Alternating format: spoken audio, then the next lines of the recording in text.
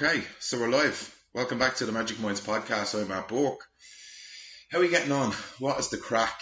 That's a general thing that people ask, isn't it? How are you getting on? And we generally always say, oh yeah, grand. But that's not generally what we think. We just say that because we don't know what to say, or we try help the other person. We say, oh yeah, grand. I was on a leadership course last year, transformation leadership course. And we used to do this check-in. How are you doing?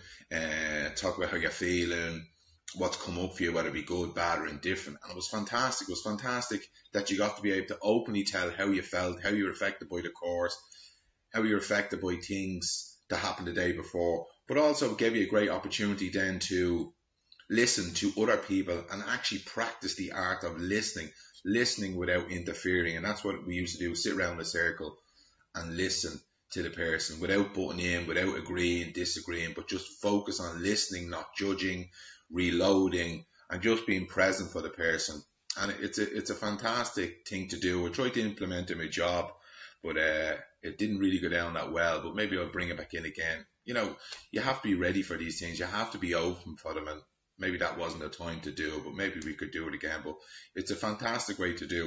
And there's people in my job that I would be able to do that with, that I'd ask, how are you doing and how are you really doing, and they would tell me. And if they asked me, I would be able to say the same to them. You know, I'd tell them exactly how we were.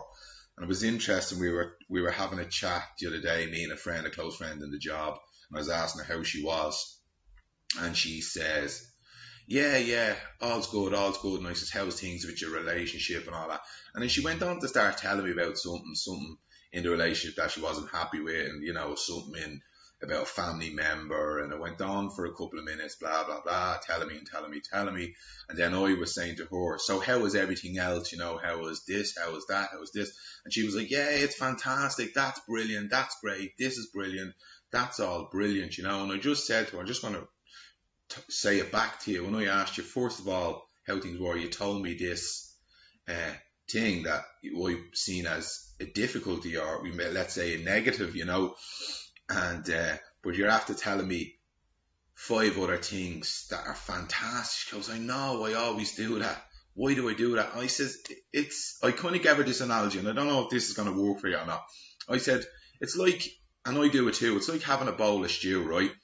The pot, and then the ingredients you have, you know, the potatoes, you have the meat, you have the carrots, you have the onions, all the stock, and you have all the ingredients to make a fantastic stew. And you can equate them to love, kindness, trust, honor, respect, and that's what's in a relationship, and that's what was in this relationship. But yet we focus on the little things that could make the soup or the stew a little bit better, like the parsley. There was no parsley, there was no thyme. Like, that's going to be so significant. But we have the meat and bones of the relationship, i.e. the stew, but yet we don't take stock, excuse the pun, of what we actually have already and how beautiful and how beneficial it already can be. I have my phone here because the camera is linked to this, to the camera. Yeah, so we do that all the time. And I was only saying to my girlfriend down in Longford 2 weeks ago, yeah, in our city boys going out with a girl at Longford. How mad is that? She even lets me wear my Air Max down there. Oh no, actually she said that she'd buy me a pair of Welly Air Max when I cut her grass, and that's not a euphemism. But anyway, what I was saying was, I was down there a couple of weeks ago and I was having porridge and it was lovely. And I was saying, if only it was covered in whey protein, this protein put on it, it'd all be lovely, it'd be so much better. And I just caught myself doing exactly what I was just talking there a few minutes ago. It could be better. Instead of being mindful of how brilliant it already is and the benefits of it, I was focused on this could be better. You know, it's like as we talked about in an interview in a couple of weeks about, you know, this push-pull. We're always looking for this push-pull, make things better, instead of being present and happy of what we have. You know, it's have a think about it. Think about when somebody asks you something, where does your mind go? Does it go to a place of negativity, or do you straight away highlight the benefits of things? You know, I tend to do it. Sometimes, depending on my mood, I will go that way. Yeah, it's interesting. What I have found to be hugely beneficial, though, to this would be my gratuity journal. I keep a gratuity journal, and that has really helped me focus on the things that are going well, and just the small things of life. It doesn't have to be major, you know, having an injury-free body to go training, feeling peace in my mind, happy family, happy relationship, my dog Doyle there being in good form, health-free, my job, my relationships, all these little things to be grateful of. It just reprograms your mind to kind of focus on the things that are going well for you in life. So yeah, that's me little tuppence worth about focusing on positivity and trying to move away from the negative framework. And hopefully that analogy works for you, the bowl of stew. Yeah, today's interview is with Fran Dempsey. Fran came on the show to talk to us about his son Ryan, who died by suicide. And this to me really epitomizes what we are as a podcast. This really nails it home for me. This really made me think about why we do what we do. We're a vehicle for the message. We are servants of our community. We're here to, you know, deliver stories that have the power to inspire. You know, it's not about monetization. It's not about affirmations and popularity. It's to become a vehicle. It's become an avenue for people to come to hear someone's powerful story and be inspired or be helped in a time of need. And this interview hits it all, you know. His son died by suicide in 2013, and Frank come on and shared it with us, and the struggles that he's had around all that. You know, I won't get into it. It was a really difficult interview, and I used to find these really difficult years ago, even to have these conversations. Why? Because I didn't have the intellect around my feelings towards it. I tried to push all away. I drank my way through it. I didn't know how to handle it. You know, I didn't know what to do. I didn't know what to do, but now I do. It doesn't make it any easier, but it's brilliant to be able to sit down and have a conversation with somebody like this. As I say, it is a difficult interview, and it was a difficult interview to prepare for and to sit through, you know, because it's emotional and it's talking about the death of a young man, an amazing young man. But we got through, and hopefully we'll be able to serve other people in our community. And when I say in our community, I mean the Liberties, Dublin A, people that listen to the podcast, people that are going through struggles with mental health, people struggles with their sexuality, anybody that's struggling. This is a powerful interview because, like a lot of the interviews that I've done, the 65 of them, or the 60 so far, and some I didn't use too, I think, there's a common thread that goes through them all. Connection, communication, empathy, kindness, love, gratuity, dignity, respect, you know, and that comes out here. Resilience, the strength of the human soul. I get blown away by the strength of the human soul when I listen to people like Fran's story and his family. When Fran was here, he's representing his wife Michelle, representing these lads. So he is the representation of the family, and it's fantastic. It's just, you will probably find it difficult to listen to, but I promise you, at the end of it, you'll be delighted, and you'll take away so much from it. I think he says amazing about 100 times in the interview. I've not checked it, but that's where he's at. He's so grateful for what he has. Even though he lost his son, there's still that resilience. There's still that gratuity for life. And his resilience and love, kindness for his family, for me, for the neighbourhood, for the community, the work that people do. Oh, look, I was blown away by it. I was upset before it, and, you know, reading over the stuff, and then in it was difficult, but I'm absolutely delighted that I did it. I really am, and I hope you enjoy it as much as I do, and we did. Myself and Aaron were here, and we had chats after, and both of us were scratching the head going, "JD Mac, that's unbelievable." It was fantastic. So although it's a difficult subject, there is some amazing messages, and the human spirit is fantastic. It's fantastic, as he says a lot. It's amazing, and he is amazing, and hopefully you enjoy it. So yeah, that's today's interview. As always, I'll thank Noel Riley from Rooney Graphics. Need any graphic design work done, check out those guys. They're Contact details will be in our show notes, Facebook, Instagram. They're on all those. Rooney Graphics Media, Rooney Media Graphics, doing amazing work. Check them out. Also, Shannon Hopeline, they're in my community. They're doing amazing work for mental health, suicide prevention. They will be at the end of all our podcast notes now. We're going to support those guys. Who better to do than our charity in our own area. I love the work of Lisa and Sandra, the two smashing girls. And then also the mental health warriors that Fran is linked with. And he'll talk to us a little bit about that in the interview. So his details will be on the notes going forward as well. And sorry, I'm just fixing the laptop here.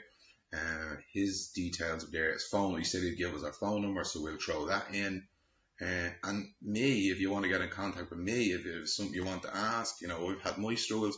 If I can help along the way, absolutely I'll help.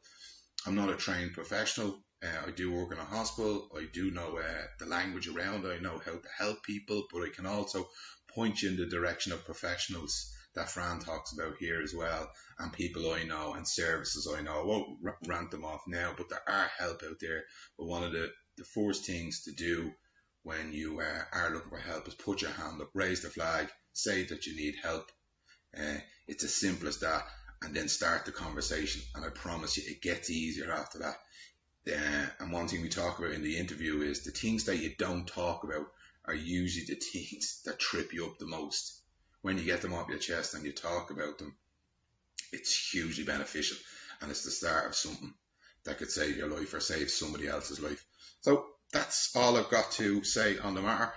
As always, I'll ask you to mind yourself, be kind to yourself, because in that way then you can be kinder to the rest of the world. If you practice empathy and kindness to you, you will go forward and practice it more easily with the rest of the world. Janie, I'm actually getting a bit emotional even thinking about this interview. It's just in the back of my mind. Anything that surrounds it, it's emotional, but it's absolutely brilliant. And I applaud you. I really do. If you can sit through this interview or sit through it and then come back, fair play to you. Fair play to you. Please share it with family and friends. We're on iTunes. We're on Twitter.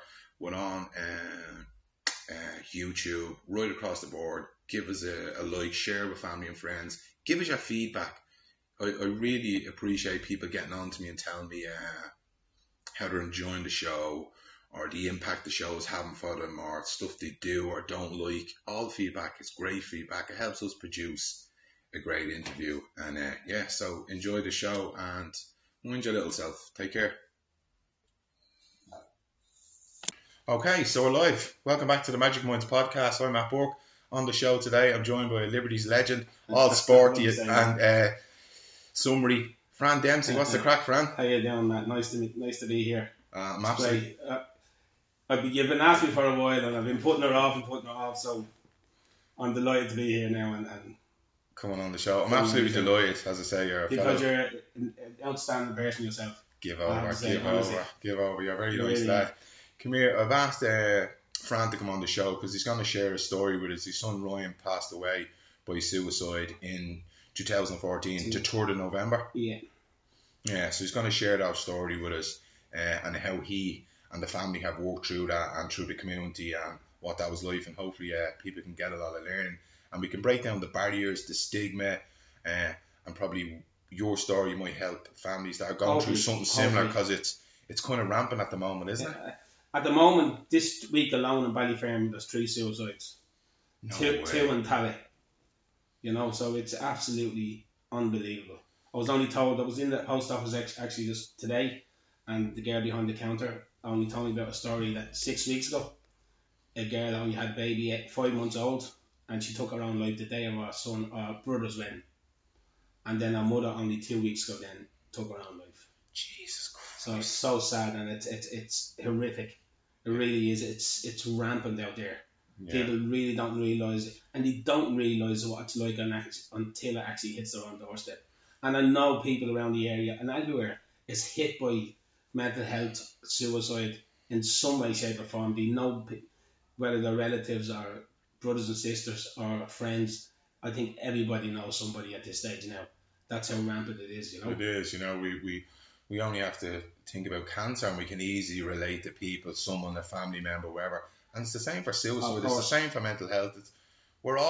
we all have the same problems. You know, we might try brushing under the carpet, but we're all going through the same fucking Unfortunately, pain. that's the problem. People are brushing it under the carpet and they're not talking about it. Yeah. You know, and it's more so in older people.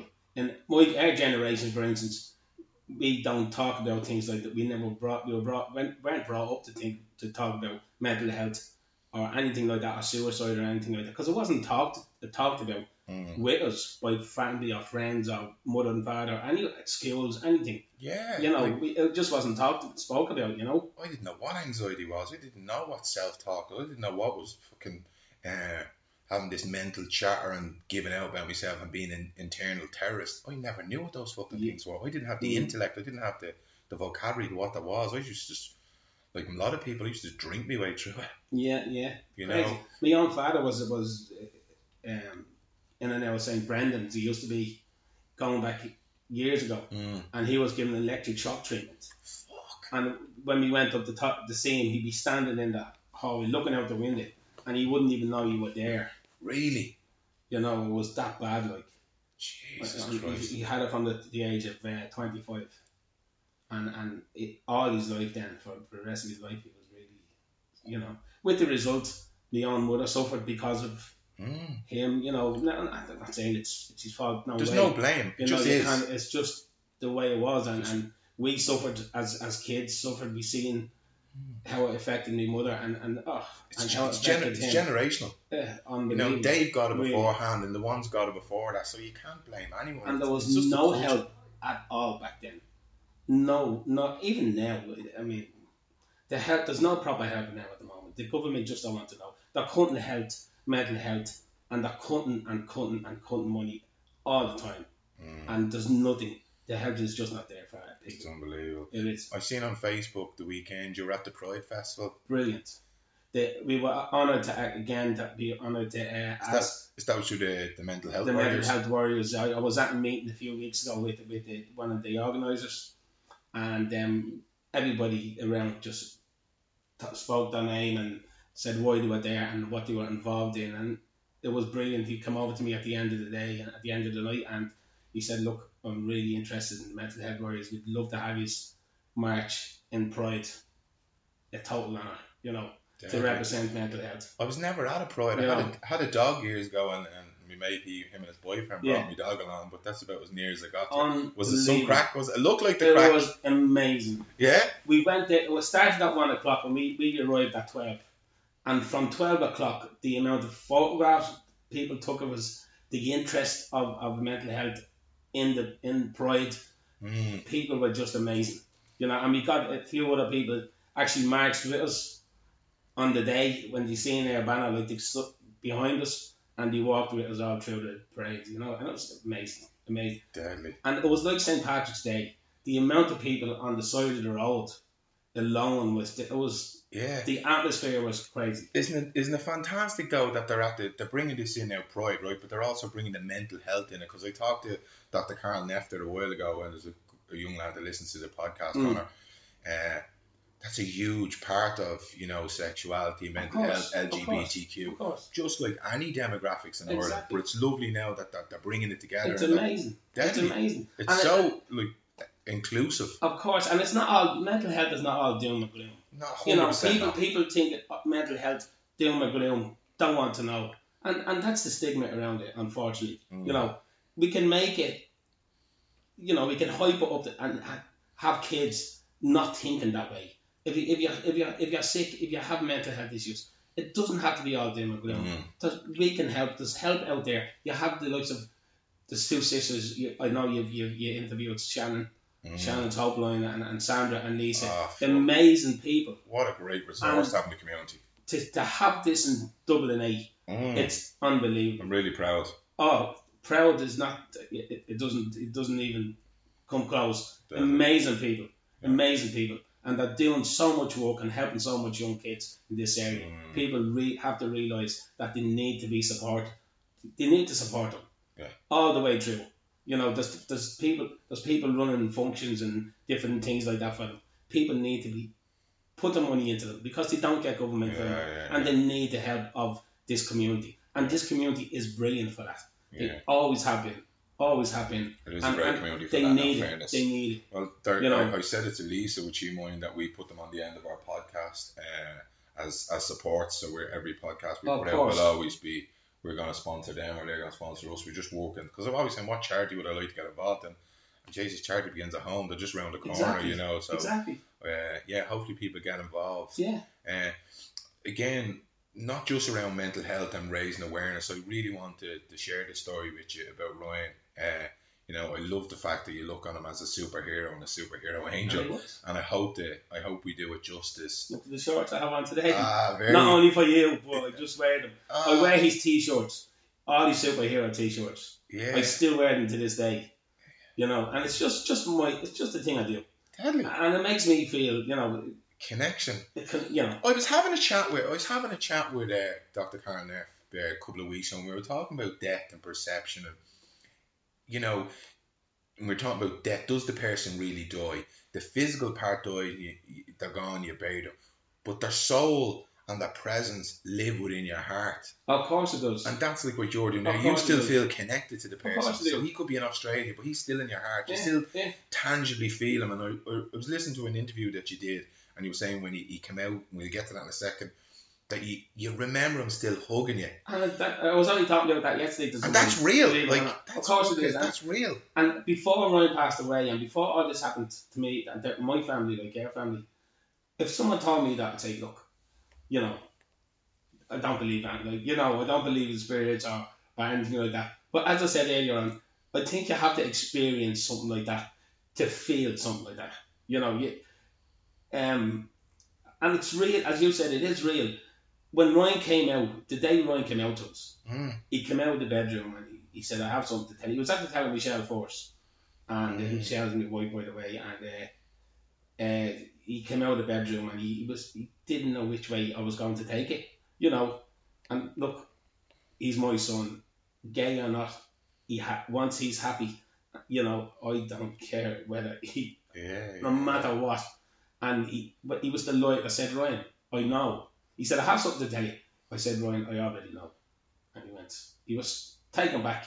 I said, I don't mind. Nobody minds in this house. You're part of our family. You're our son. You have 3 brothers love you, and we love you no matter what.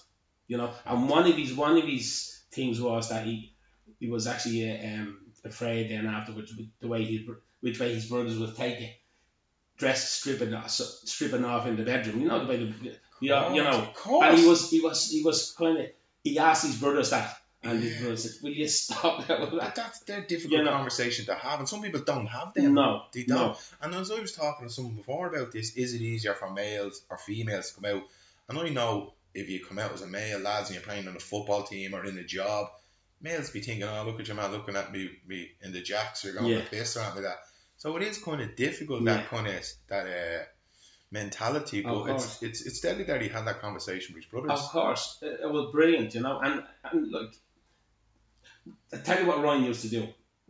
Ryan started this in our family as a family night, nearly every Tuesday, and we turn off all the phones, and we'd all sit in, and me and Michelle would ask them, like, how's school, anything going on in school, are you been bullied or anything like that. We'd sit down, have a chat, and let them, if they have a problem, let them talk to us about it. That's savage communication. And it was amazing. And I'm sure there's other people out there do, but I don't think it happens enough, to be honest with you. Definitely. It really it doesn't. But we used to have these chats, and then we'd have popcorn, we'd have all the goodies, and then we'd watch a film. Mostly superhero films, you know, because of Ryan. But this is what Ryan was all about. He loved his family. He loved family. He was amazing with his grandmother and his grandfather, Bernard and Mary. You know, he was they loved him. They loved him. And they're still very hurt over him now. You know, even when he came out, like, they didn't care. Nobody cared. You know, once he was happy, that was it. And as you were saying about the hug, when he gave me that hug that day, he hugged me for about 5 to 10 minutes, honestly. Oh, you had a visual of that. When I read that and the way you said it in your face, because I could tangibly feel that. I was like, fuck, that's lovely. But I wasn't surprised, because I know you a long time and I know the type of family you have and the lads. It didn't surprise me. I was thinking, that's fucking lovely that you still have that memory. Yeah, of course. In your heart. It's and savage. as I said, you still feel it. Like, you know, and it's weird. You can actually feel that. Yeah. That tightness around you. Because of what, 100%. Really, it was amazing. And I'll never forget it. I never want to forget it, I never want to forget it. I'd always want to need it and have it. At what point then did you see a change in him? Okay, Ryan, it was about maybe 3.5 years before Ryan passed away. He came out and told us he was gay. Anyway, and he about the last 2 years of his life, he got into a relationship and it wasn't a good relationship. Okay. The lad he was with wasn't a nice person, and that was going on and on. And it was at this more or less at the start of that relationship that we saw a difference in Ryan, and the guy let him down a few times. And Ryan came in one day and went into the bedroom, and it was the first time he tried to die by suicide. I never say commit suicide because I don't like that word is disgrace, because as far as I'm concerned, he didn't commit anything. He died by suicide. It's back to when it was a criminal. When it was, going back to the church. That's what they, but thank God it's changing. It is. I mean, one time died by suicide. If you commit suicide in that day, in the day, they wouldn't even allow you in the church. For instance, there's a plaque at the Tree of Hope at the bench of a man, and I can't even remember his name now, but anyway, he died in 1965 by suicide, right? And it's on the bench. If you go over, you can have a look. And he wasn't allowed in the church at that time, So that's it, and thank God it's changing, and it has changed, and it's a good thing. Yeah, but anyway, Ryan, the first time he tried to die by suicide, he took tablets, and he started. We seen him. He came out of the bedroom and he said, "I'm after taking a lot of tablets." And okay, right. What I done was I gave him water. Made him drink a lot of water, and salt water actually, and he got physically sick. Right. And we took him to the hospital. Wow. We went up into the hospital, and they put you. There's 2 rooms in the A&E where they put people that suffer with mental health, that go in and complain with mental health, and they put them into these 2 rooms, and they're like cells, seriously like cells. It's a disgrace. They're left there for maybe. From my experience, the first time Ryan went up, it was 8 hours before somebody came down to see him. And so it was just a disgrace. But anyway, they seen him, they gave him tablets and sent him home. They talked to me, they talked to Ryan, and because Ryan was over 18 years of age, they had, whatever he said, if we said to them, we want Ryan to stay here in the hospital, and Ryan said no, well then they'd send Ryan home. Yeah, because family next to kin don't have a leg to stand on. Of course. But anyway, they sent him home anyway, and that was grand. And he was kind of okay after that. But you could see in his eyes that he wasn't, you could tell. So we used to sit him down and talk to him as much as possible and try and get something out of him the way he was feeling. But he was the type that he never wanted to worry you. He didn't. And I remember one time when he was having a bad issue with his partner, and he came in. He says, "Dad," he said, "all I want is a relationship like you and my man has." Now that was lovely to hear, but you could feel the pain and you could see the pain in his eyes, But then the second time, then again down to the partner again, and Ryan never drank, he never smoked. Like myself, I never drank or smoked anybody. Yeah. And he came in. He was after buying a bottle of vodka, and he lay himself across the Lewis line.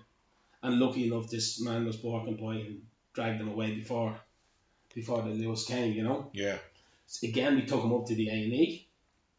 We were there again, maybe 8 to 12 hours before we seen anybody. Same thing. Someone comes down, talks to Ryan, tablets, sent home. Third time, I found him hanging in the bedroom.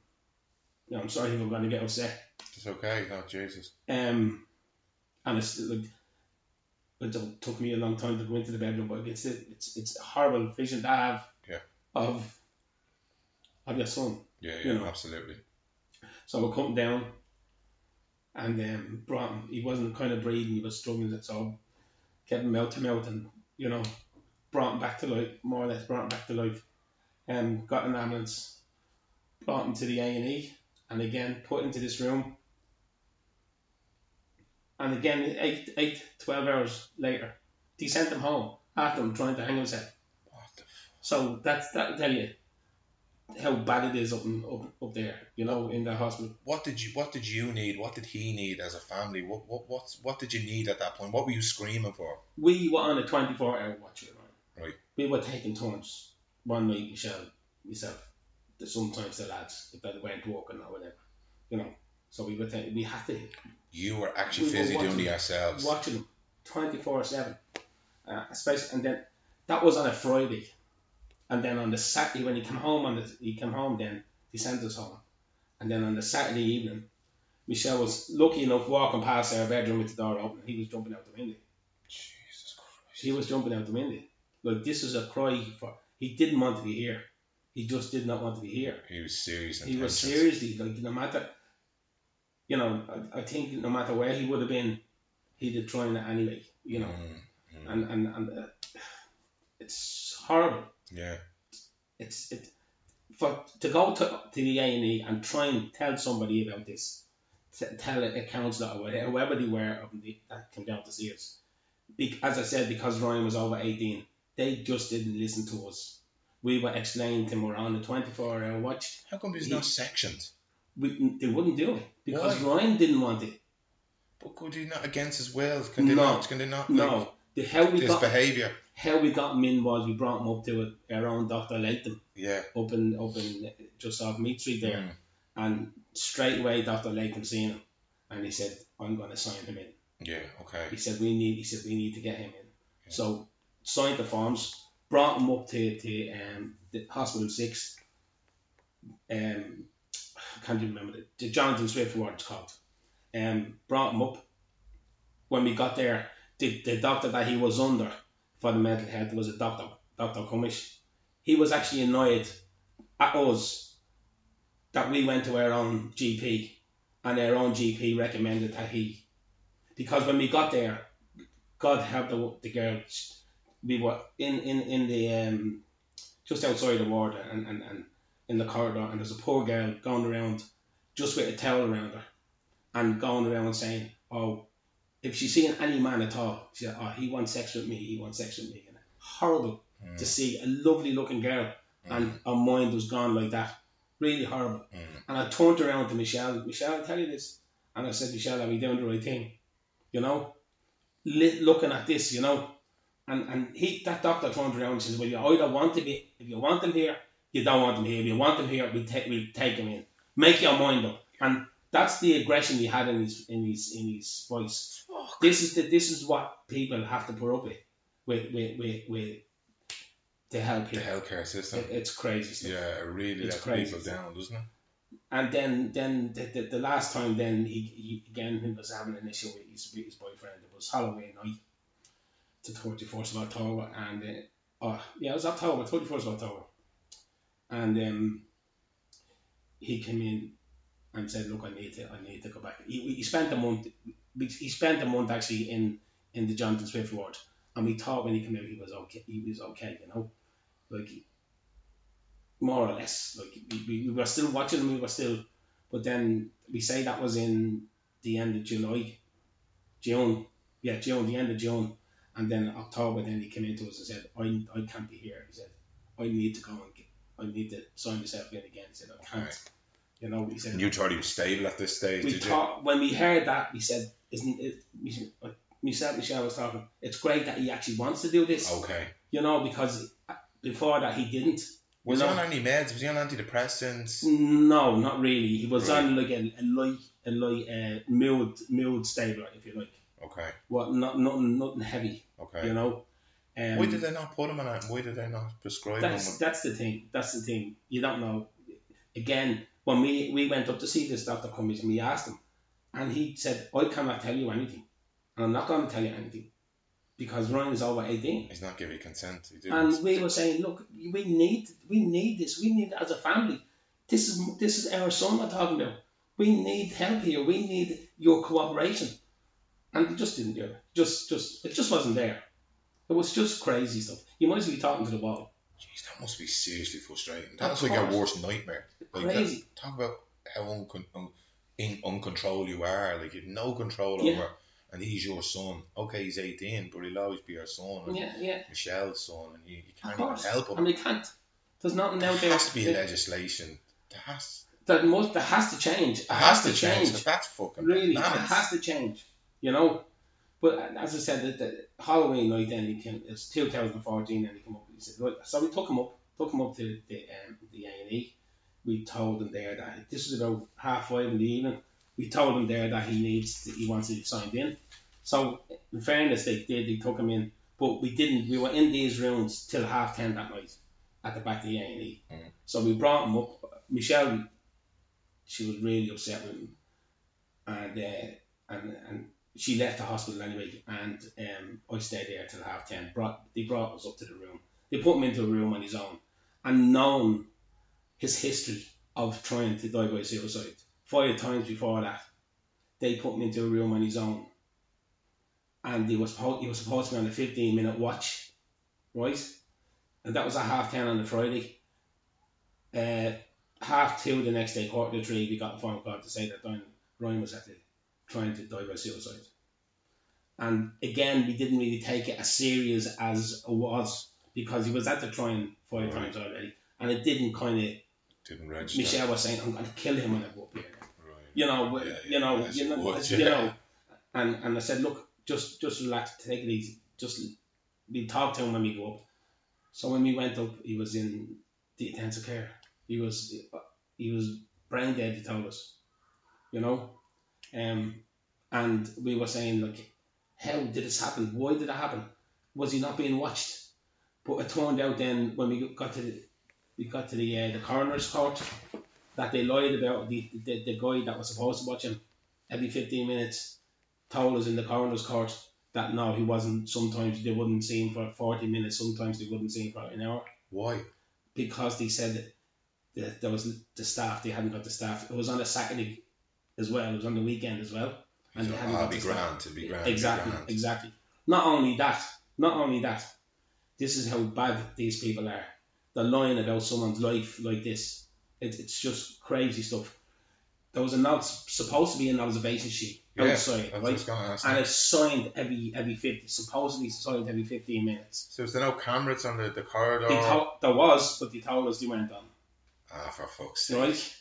And this observation sheet was signed when we got to the coroner's court. They put it up on a screen, so you see it signed every 15 minutes, and the same signature was just a squiggle. No letters, just a squiggle, right? And barrister asked the guy, "Is that your signature?" He said, "No, it's not my signature." Then whose was it? He said it was the night staff. So the barrister said, "Is the night staff actually signed your signature and said you were in with Ryan every 15 minutes, even though you weren't?" And he said, "Oh no." And he kept looking over at the people that he was with, like the from the HSE. They put him there. He was like a lamb to the slaughter, really. That's unreal. So this is not right. It's all. I have all the documents at home. Everything. I'd never get rid of them. I'd always have them. Yeah. And he said no. He said, "Well, the first 2 signatures are not mine, but the rest are." Wow. Right. So then he said, "What time did you start at that Saturday morning?" And the young man says, 8 o'clock. Well, he said, "What time did you see Ryan at?" 8:30. Well, he says, "How come you have a sign at 8 o'clock and 8:15 if you didn't see him till 8:30? Why would you do that?" He's a spoof for Annabelle memory. Of course. They were caught out so many times. He was hung out to dry. Of course he was. And I actually felt sorry for him. Yeah. Honestly, man, I did. I felt sorry for him. That's fucking fair play to you. I really did. Because he was looking, he didn't know what to say, But that's what happened with Ryan, and they brought us up, told us he was brain dead. We kept him for 3 days, hoping that some life would come, And we had to let him go then. We had to let him go. I read a lovely story that his heart went to a man and his kidneys went to somebody. His heart and his kidneys and his lungs. Yeah. He always wanted that from a young age. Didn't he? I don't know. What? Why I don't know. He always spoke about it. He seems like an amazingly selfless person. He was. Like worried about Jews, worried about humanity. You want to see, honestly. He always said, from an early age, he said, "This world isn't for me. This is not a nice world." Honestly, that's what he always said. It's not a nice world to be living in. you know. Yeah. And he was always like that. He wasn't for this world, really. I firmly believe now that he was too good for this world, you know, because if he's seen wrong, you know, the Iraq, for instance, on the news and people being bombed to death, and he used it. Really It impacted really hurt him, you know. It really hurt him. Did you get any? You know? Did you get a letter or something from the man that got the We heart? got a letter from I read the that man. somewhere. It was lovely. We got a letter from the man. He was 76, and at first we were saying, why did they give this to an elderly man? Why not give it to a young man? And then when we thought about it, well, this man he had grandchildren, so and kids obviously, and his wife. So Ryan gave him a lot more years to live with his family, you know. Like when we kind of talked about it was nice that a 76-year-old man, because it's a young age at this day and age, 10, really. 15 years. He probably will, and he's still alive to this day, you know. Oh, lovely. Did you ever meet him?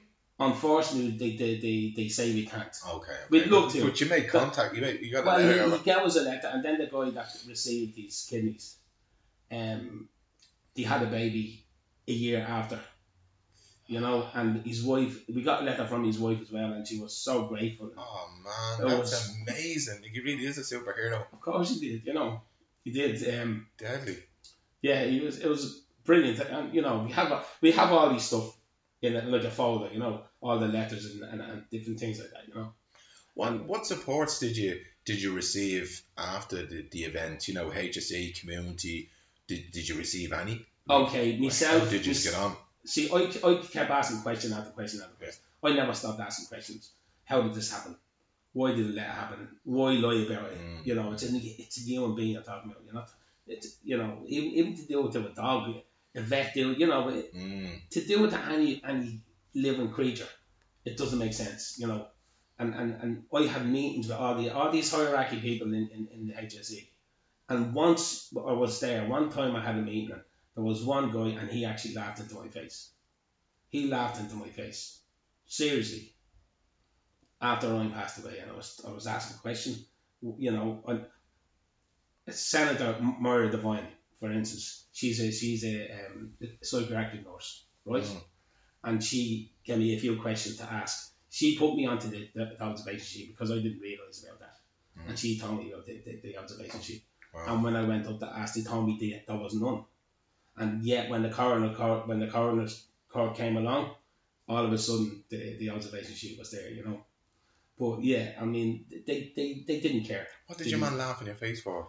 I asked him questions like a guy called Oliver. I'm not going to tell you. I won't tell you something. Yeah. A guy called Oliver. I had loads of meetings with this fella, and he seemed to be genuine enough. Okay. But then he was with all these hierarchy, all these, you know, and he was trying to be smart and you know, he just didn't want to know. Yeah. You know, but before that, when he wasn't with them, he was so genuine, and I thought he was genuine, and he was so sympathetic and all this type of stuff. Yeah. But then this particular meeting, whatever, he just laughed into your face. I said, "What's wrong? Why are you doing that? What's wrong?" He didn't even answer me. Couldn't even answer. What a horrible bastard. Yeah. You know. Jesus Christ. So that's what we're living with today. That's what's running the system. Yeah, exactly. And they've no one to answer to. They've nobody to answer to. Just gets pushed on. Of course. Around. Back around. Up, down. I wrote to all the political parties before the last election. I wrote to all of them and asked them questions of what they're doing about mental health, what they're doing about suicide, what are they going to do to help the young kids in Ireland. Nobody, apart from Sinn Féin, nobody. They were the only ones that got in contact with me. Really? They were the only ones. And ever since then, they're the only ones that Mary Lou MacDonald actually brought Ryan's story up in the Doyle. Yeah, I read that. And it was amazing. Yeah, I really liked that fair play to her, you know. Yeah. But yeah, they were the only ones, and still to this day, they're the only ones still helping me in what I want to do. Yeah. You know. So. Do you think it's? Oh no, I have a huge issue with this. The stigma around mental health, stigma around suicide. Do you still think there's a stigma involved? Oh, definitely. Yeah. Like it's across the board. Mental health, disabilities. People don't want people with disabilities in their family. They don't want someone with homosexuality. They don't want mental health. We brush under the carpet because we don't want the neighbours to know about, because we're not the perfect family. Unfortunately. Do you still feel that? Of course, I get that a lot. I get a lot of phone calls for people wanting help. Because they can't get the proper help. They ring the likes of Pieta House, for instance, and I'm not down on Pieta House, don't get me wrong. They've done amazing work, right? But if you ring them up now, they tell you there's a waiting list for 6 weeks. And that's not good enough. You know, and I'm not saying it's their fault, you know, but it's just not good enough to leave someone in crisis. If you ring them up and say, I feel like dying by suicide, I feel like doing away with myself, or we'll bring you in and assess you in maybe 3 weeks' time, and you mightn't see a counsellor for another 3 weeks. So that is not... When it comes to mental health and suicidal thoughts, that's years. You might be talking fucking centuries. Of course. Hours and days and minutes are fucking vital. Exactly. Seconds. Yeah, 100%. You know, 100%. And that's not good enough. And the reason why I kind of got in contact with all these for me is to help people like that. People ring me up and say, look, my son is having a bit. I'll go out to see them and I'll talk to the whoever was their daughter or their husband or wife or whoever it is. I'll come out and I'll talk to them. And I'm not a professional, but I know from experience, life experience. I've lived through it. I know what it's like. Yeah. And if they need professional help, I go and get them professional help. And I'm not waiting weeks. I'm talking about maybe 2 days, maybe, and even that could be too late. But it's better than the rest. It gives family hope, doesn't it? Of course it does. Did you feel that after passing Ryan? Did you feel that stigma? Did you feel judged? Did it hang over you? Sometimes some people that you talk to, and even friends, don't get me wrong, even friends, like, they kind of, they pull away, if you know what I mean. No, not intentionally. No, that's a reflection on them. They don't know what to do with it. They don't know how to handle it. They don't know how to talk to you. They don't know the questions to ask you, or, you know, they don't. And it's not their fault. And now, but I mean, it's 5 years now, and it'll be 5 years in November since Ryan passed away. And it's all good now. When I say it's all good, it's never going to be. Life is never the same when something like that happens. You lose a child. Look, through anything, never mind suicide. You lose a child. When my mother died, I thought my whole world was ending. Yeah. Honestly. But when Ryan passed away, our own child passes away, it doesn't compare. Yeah. Like you feel a failure. You feel that you could have done something. I do, and I still do, and I still ask questions. I still ask myself questions. I see a counsellor every week. Oh, brilliant! You know, I see a counsellor every week. I tried to die by suicide 3 times since Ryan passed away. You know, I did, and 3 times. Yeah, I did 3 times, and I'm ashamed because I know what the devastation it leaves behind. Because the devastation suicide leaves behind, you just can't compare it to anything else. I'm sorry that you think. I'm sorry that you feel shame. I do feel you shouldn't feel shame. I can't tell you how you feel.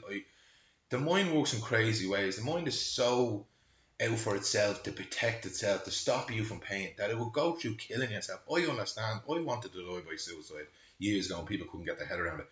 All you want to do is to stop that pain. That's all. You know, you don't really want to die. Yeah, it's stopping that pain, the same as Ryan, you know, and some people just don't get that. Unfortunately not. Like, for 2 years, the first 2 years after Ryan passed away, I was a nightmare to live with, man. And that's understandable. You know, that's fucking understandable. Everyone, Michelle was grieving in her own way, and she's a mother, and she's probably grieving 10 times worse than I am as a father. You know, mothers, the connection she had with Ryan, amazing. Yeah. But I just could not help myself. I was in the house, and they don't have to say anything, and I'd snap for no particular reason. I made my family's life a hell for the first 2 years since Ryan passed away. You know, and again, I can never forgive myself for that. But you didn't have the language, the support, the education. You were lacking all that for years. This was thrown upon you. I'm not making an excuse. No. I'm just trying to understand. That's pretty normal. I get that. But now, thank God, I went for help. I got it, and I'm with an amazing counsellor. And I've seen 6 counsellors before. This is the truth, God.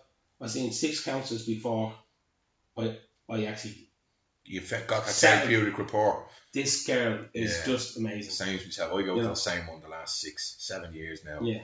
And I've been to a few, and I just didn't get that connection. That's right. And when you have it, then it's just like, fuck. Exactly. Yeah, this is what it is. Exactly. You know, and she's amazing. And thank God, I take medication every morning, and without that, I don't know where I'd be today. Without the help that I'm getting now, and the help of my family, because my 3 boys and Michelle, amazing. How they stuck those first 2 years.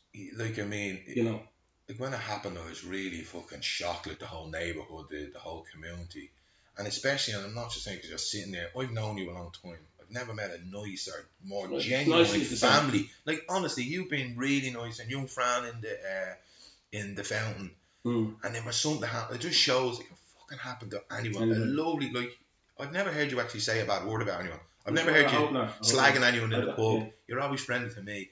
So it just goes to show, you know what I mean? It can happen to anyone. It could. And there can't be judgment in it. Exactly. I get that. I get that. But the unfortunate part about it is, my kids are unbelievable. I think everybody kids thinks their kids 100%. But no, you do have I have a great family, Matt. I do. And like you said, I've never heard anyone say a bad thing about them. They all, and it's amazing to hear. It really is. And that's genuine. And I know that, and it's such an amazing thing to hear. Yeah. You know, but it still doesn't stop you feeling guilt.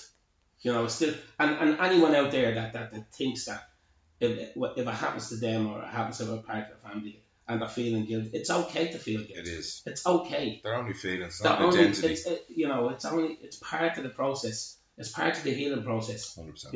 It really is. And I got through it, and if I can get through that, anyone can. Because as I said, I was a nightmare, and I just can't.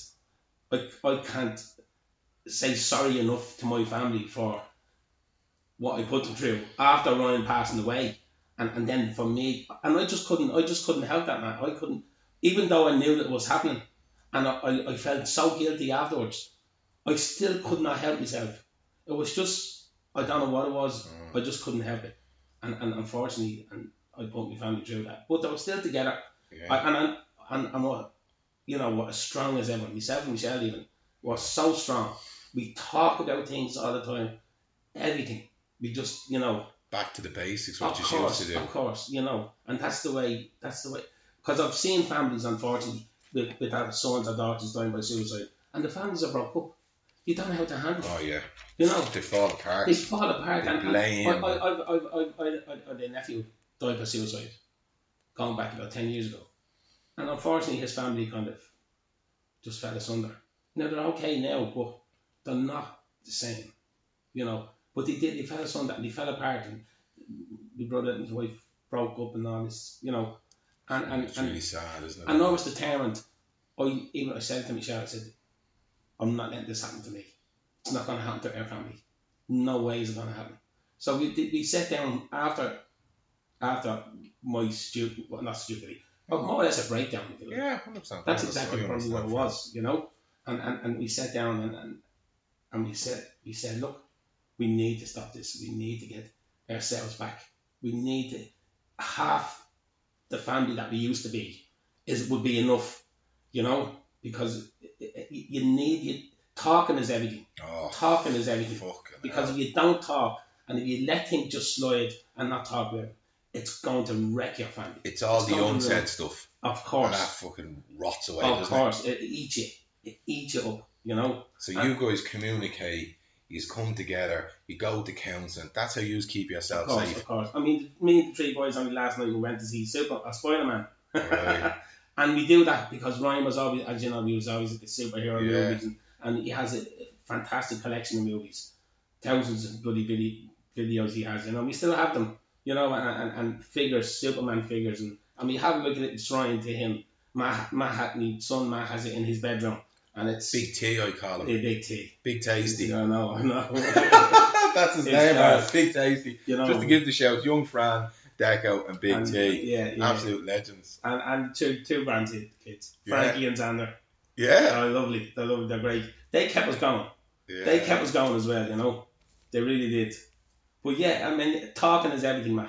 People need to communicate. People need to talk. Tell your partner how you feel. Tell your sons, your daughters how you feel, and let them tell you. Listen to what they're saying. Great show. Listen to what they're saying, and try and be more sympathetic to each other, to each other's feelings, because you need it. You need anyone that's suffering with mental health. It's a sickness, no matter what. It's break that stigma within the family, because it all starts there.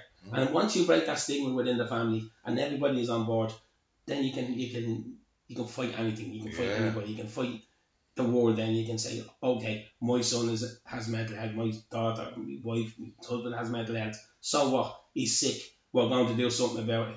That's what it fucking is. And that's all it needs. It's a silent disability. Of course it is. Do you know what I mean? You have to be brave. You got to show your vulnerability, and you do it in your own home. Yeah. And that's where it starts, and that in itself is about being kind to yourself. Of course. Do you know what I mean? Talking about it is really the first step to looking after yourself. Exactly. What do you think we need as a community to keep our loved ones, keep our kids safe? What do we need? I called the meeting, Matt, about 2 years ago in the church, in the parish church, in Mead Street Church. Thank God the Father and I know me the church that evening. And nearly 500 people turned up to that meeting. And it was about mental health, it was about suicide. Because back then, there was a lot of suicides in the area. And not all over the place. But 500 people turned up. And we had an amazing talk. We had an amazing talk with people. People standing up and saying, I suffer with mental health. Because one of the questions I did ask, I said, if you don't want to put your hands up, don't, because I understand. I said, who here either suffers with mental health or knows somebody close to you that suffers with mental health? Fucking my hand, yeah. Then nearly the whole church, and it was amazing to get that sense of community. Yeah, I love it. This the Liberties is an amazing place. People that live, I think some people in it don't realise how good we have it here. I love it. With the people are amazing. When you have a problem, when you're in need, people come together and they make it. When Ryan passed away, I knew we had a great community, but when Ryan passed away, I just could not believe the amount of people, honestly, and genuinely, I'm sorry, I don't mean it. Genuine people that probably wouldn't talk to you, say hello to you in the street, but you wouldn't really talk to you, if you know what I mean. You'd know them probably all their life, but you wouldn't. Yeah. These people come up to you and give you a hug and say you're sorry and anything that you want, and really mean it. And that's the community we're living in. Yeah. It's an amazing, and we all need to step up, especially with suicide now. We need to step up, and we need to all get together now, and we need to fight this government, because this government doesn't give a damn. We have councils in this area that are really good people, and the Karina, I don't want to name names, but Karina Doyle, for instance, amazing woman. She's a councillor in this area, and she's an amazing woman, and she's helped so many people, and especially with mental health, she's all for this, and we need to talk to these people and help these people push our problems onto the government. We need this. We need to all get together. That one meeting that I had was amazing. We need more of those meetings, and we need to be marching on these government buildings, and we need to tell these people, if you don't, you're not getting in the next time. It's as simple as that. And I don't understand people vote for these people again, knowing the problems that there's a rule for one, and there's another rule for others, and they keep the poor down here and the rich up here, and that's the way it is, and it's always been, and it still is. They tried to say, "Oh, what changes it?" It's not changing. It's not changing. It's actually getting worse. Yeah. You see, it's crazy stuff. And they're pulling back with the money. Of course, as we talked earlier, the funding. They're taking funding from mental health. Funding from mental health. Funding from disabilities. Everything. People that really genuinely need it, they're pulling it away, and they're able to come up with 10 million to bring Donald Trump over to this country, out of the blue. That's what it costs for him to come over to this country. 10 million. Crazy stuff. And they're able to do that. How far would that have went to mental health? Of course. And anything. Disability, as you said. You know, anything. You have the Special Olympics, which is an amazing thing for people with disability, and they don't get enough. They don't get enough help. They don't. They really don't. And going back to the parade, the parade on Saturday, we were in front of the travelling community. Beautiful, beautiful people, talking to them. And it's so rampant. Suicide in the travelling community is so rampant. Yeah. It's absolutely huge. And we were talking to one of the girls, and she was saying, being gay in the travelling community is it's a major thing. Yeah. But it's not so bad for the men. No, the women. It's the women. I interviewed Eileen Flynn. Yeah. I interviewed her up in Lambert Park, and she said she only knew of 1 or 2 women in the travelling community that have come out. Right. So you then think of that, and then you add mental health to that, and then all the other stuff that's labelled upon people from the travelling community. How difficult. And already society deems them as bottom of the barrel. Which is unfortunate. And there's some lovely people. There is. I mean, let's face it. In our area, for instance, there's more trouble in our area with kids not having nothing to do with that, into drugs or into this, that, and that. They're threatening other kids that owe them money, that's beating them up, they're doing this, that, and the other. There's more of that in the settled community, if you like, than there is in the travelling community. Yeah. Do you know what I mean? And they down the travelling community for little or nothing. And we have it like... And they're a smaller population. Of course. But yet the things that they do is highlighted. Yeah. And it's blown up. Just like when somebody from the working class area does something like, whether it be Conor McGregor or all these other things, that gets shown in the news. Yeah. You don't see the other like rugby players or someone else. When is that ever shown? That's true. That's true. Because these are middle class people. RT is middle class. The HSE middle class. But just the working class, keep them down. It's shocking. Yeah. Tell us a bit about the work that you do with the mental health warriors and the community work that you do in the area. Well, since Ryan passed away, I just, after my own problems, after 2 years after Ryan passed away, I just woke up. I woke up and said, look, this has to stop. Go and get yourself help. And I did. And Michelle helped me. And she was amazing. Even to stand by me, like, and amazing. She's on. I couldn't say enough about her. I swear, amazing. I love her with all my heart. She's really unbelievable, And she stood by me, and she went with me to get help and see doctors and everything else.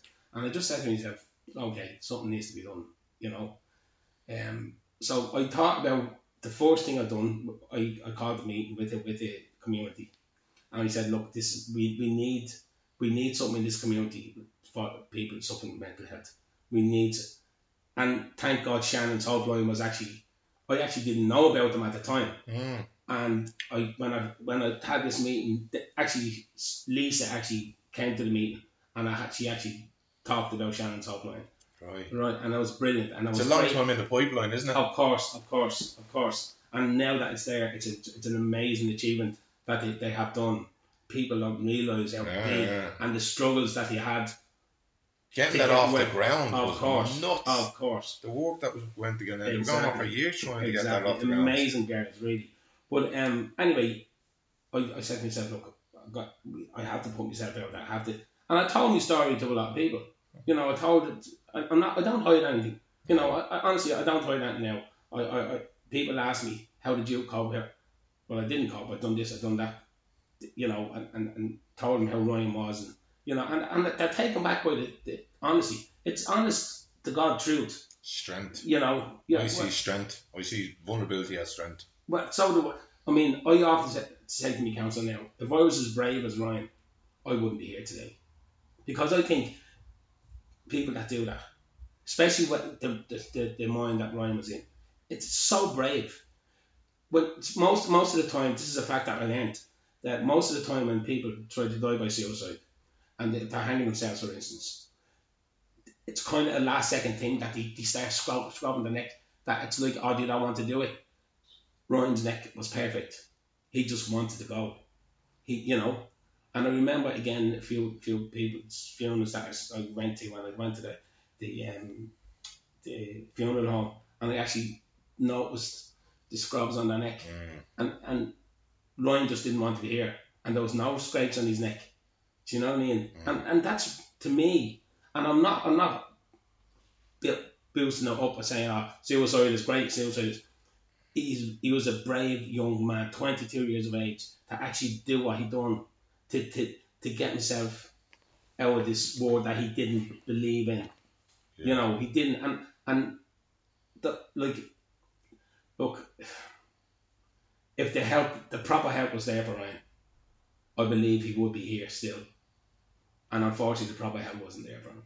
You know, he went, we brought him everywhere. Matt, honestly, we done everything in our power to actually keep him with us. Like, honestly, we did. And I still, sometimes I still doubt that. Course, you know, did we do enough? You know, but we done everything for him. You know, and he knew that, and I know he knew that. You know, Ryan, as I said, he was a great soul. He was a beautiful guy, beautiful, and we done everything in our power to stop, but he didn't want to be here. He didn't, and people need to realise that. People need to realise that when someone is suffering with mental health, they need people around them. They don't need people to stand back and as you said, it's the stigma around it. They need people to stick with them. They need people for them to talk to, so they can lift up the phone if they're feeling down or whatever. They can lift up the phone and say, their brothers or sisters or aunts, anybody, somebody to be there for them, and for them to talk. So that's what I believe, and that's what I do. My phone number is out there. I don't know how many people have it now, and I get phone calls a lot, and I don't sometimes during the night I don't give.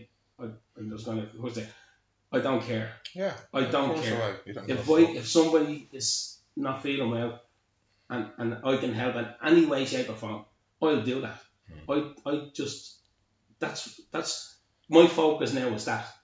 You know, my focus now is that to help anybody that's feeling unwell, and I'm not looking for to be, you know, I'm you know, not to say, he's great. It's not about that, man. It's about you're being a leader and you're it's serving about community. helping somebody. It's about helping somebody. The help that my son didn't get because we didn't know how to help him. We didn't really know how to help him. He's done fucking great, man. You know, and if people had told us, if these so-called professional people had told us and listened to us, Brian probably would still be here. Yeah. So I think with my experience through all that, and if I can help somebody, that's what I do. And we created the Mental Health Warriors, and we're now in Clondalkin, we're in Ballyfermot, we're in Tallaght.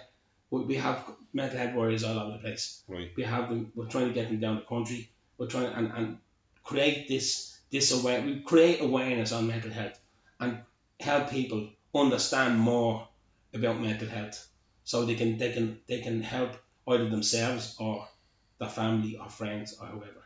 And it's about talking and it's about communication and not hiding away and putting your head on the pillow and say, I can't get up this morning, because pick the phone up and call a friend and tell this friend how you're feeling, and believe me, it will help.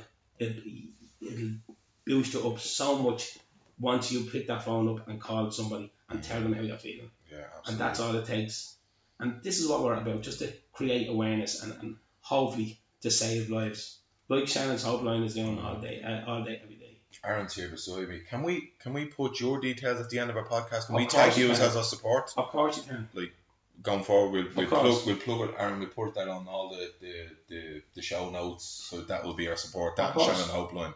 If there's a contact details, if there's email, we'll add that as well. And we're not about money. We don't deal with money. We're just there to help people, to talk to people. Yeah. If we can go out to their house and sit down with them and talk to them and help them get a counsellor, counsellor that they probably need. If they don't need it, we can work with them. We can help them in any way possible. Some people sometimes that's too far of a step going to a counsellor. Of course it is. Just your normal Joe soap like you, a man from the inner city, the Liberties, that they can trust and build that therapeutic rapport. You don't have to have qualifications to do that. Well, and again, I got a phone call from Tipperary from a woman. Really? Because our daughter wasn't well. And I spoke to her, and I still speak to her. Oh, that's fantastic, man. And that's deadly. And she's great. You know, she's great. I told her she actually went to pee at the house. I told her to go and pee at the house, help her in every way possible. Again, I don't down pee at the house. No. They're amazing. But the fact is that they're opening up in America, Matt, for instance. They're going to America and opening up. Why do that when they need there's so much help needed here? Why not Franchise them. Well, that's to me, you know. Fucking hell. So why not do it? Why not open more centres here to help people rather than go to America? When we're sorted here, but then go to America. But sorted people out here.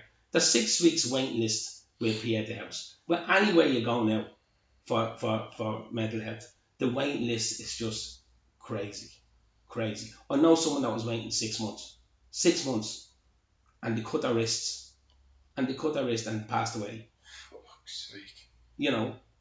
And that's not good enough. That shouldn't happen this day and age. It shouldn't happen this day and age. That's epidemic. It's crazy stuff. It's nuts. It's crazy stuff, you know. What's the one thing you would like people to take away from this interview after listening to you? Okay, I'd love them to listen to the story that I just told about Ryan. He for me again, he was a hero, and he was a lovely guy. But for people, if any of your sons or your daughters come into you and tell you, try to talk to you, sit down and listen. Sit down and listen. Don't dismiss them. Don't say, oh, we take you to the doctor, or you need this, like, we put you on this pill. It's not about that. It's about talking to them and listening to them. And it's all about communication. You need to talk. You need to communicate with your family. If they're unwell, if they're not feeling well in their mind, it's a horrible thing. Believe me, it's a horrible thing to wake up in the morning and say, I can't get up. I can't get up out of this bed. I can't even talk to somebody. I just want a pillow over my head and that's it. And it's a horrible, horrible feeling. Horrible feeling not to want anybody. Not to, you know, not just not feeling even wanted. You know, it's a horrible feeling. And if someone comes to you, if someone in your family comes to you and say, I'm not well, listen to them. Take them to as much help as possible. And please, just help them. Just listen. It's all, and talk to them. And don't ever let them go. Don't ever leave them. Ryan Northern Mason used to go into the room and he'd stay there for hours and hours and hours on his own. That's not good. Again, we didn't realise this.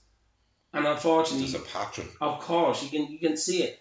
Your kids is in the bedroom playing these games on these games on their own, sometimes night and day. It's not good for kids to be doing that because their mental health it'll just go off the rails.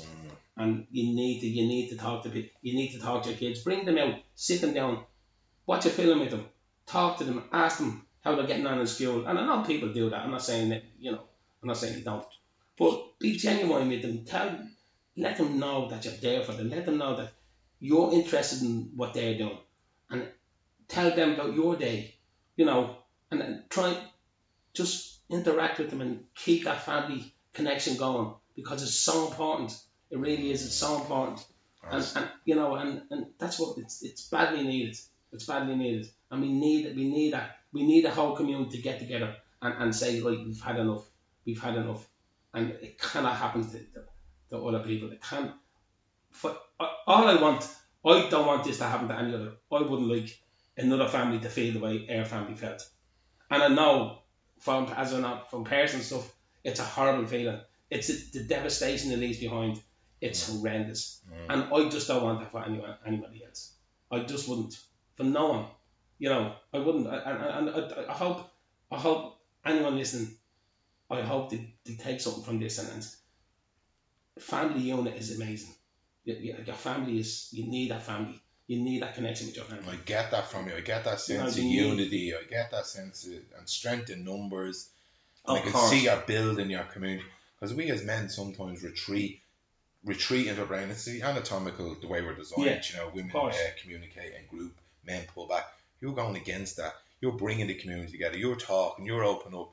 I'm blown away by your vulnerability. I'm blown away by your strength. I've always thought you were a credible human being. You and your family are fucking amazing, brilliant, unbelievable. You've took the bat. You wear your superhero outfit well. You're doing fantastic work, and I'm not just saying to blow smoke up your hole. I love the Liberties. I see from the rooftops. It's an amazing place.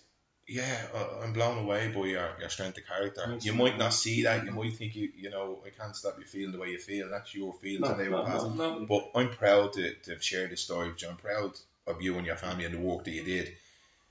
To not be blown away by the stigma, not be blown away by the naysayers and the judgments and the criticism. You've risen above it, and it's fucking phenomenal. If you break a leg, you go to a doctor. It's the same thing. Your mind is broke. Go and see a doctor. Go and get help. Tell people how you feel.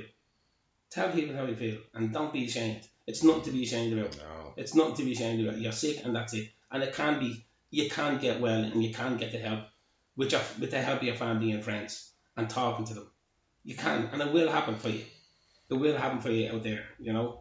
It will. If you're feeling unwell, you think the world is going against you. Talk. Tell people. Talk. It's all about communication. It really is, and I guarantee you, it will help.